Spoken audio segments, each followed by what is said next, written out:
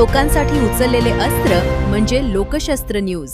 Sarkarwada police ठाण्यात दाखल असलेल्या आरोपी संभाजी उर्फ संभ्या विलास कवळे वय वर्ष 31 हा तब्बल 2 वर्षापासून पोलिसांच्या हातावर तुरी देत फरार होता। आरोपी विरुद्ध गंभीर स्वरूपाचे गुन्हे दाखल असल्याने आणि तो पोलिसांना सापडत नसल्याने त्याच्या विरोधात न्यायालयात दोषारोपपत्र दाखल करण्यात आले होते। मात्र आता फरार आरोपीची गय केली जाणार नाही असा स्पष्ट इशारा देत नाशिक पोलिसांनी विशेष मोहीम हाती घेतली।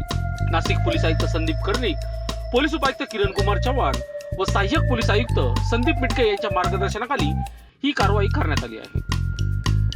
गुन्हे शाखा युनिट क्रमांक 2 चे अधिकारी फरार आरोपीचा शोध घेत असताना पोलिसांना गुप्त बातमीदारांकडून माहिती मिळाली की संभाजी कवळे हा सातपूर मधील श्रमिक नगर परिसरात फिरत आहे। माहिती मिळताच पोलिसांनी वेळ न दडवता सापळा रचला आणि संभाजी कवळेला ताब्यात घेतले। चौकशी दरम्यान त्याने संबंधित दोन्ही गुन्ह्याची कबुली दिल्याचे पोलिसांनी सांगितले आहे। त्यानंतर त्याला पुढील कारवाईसाठी सरकारवाडा पोलीस ठाण्याच्या ताब्यात देण्यात आले आहे। विशेष म्हणजे 18 जून 2026 पासून सुरू असलेल्या या विशेष मोहिमेत आतापर्यंत तब्बल 13 फरार पाहिजे आरोपीचा शोध घेऊन त्यांना संबंधित पोलीस ठाण्यांमध्ये हजर करण्यात आले आहे। लोकशस्त्र न्यूज साठी बंटी आढाव, सातपूर।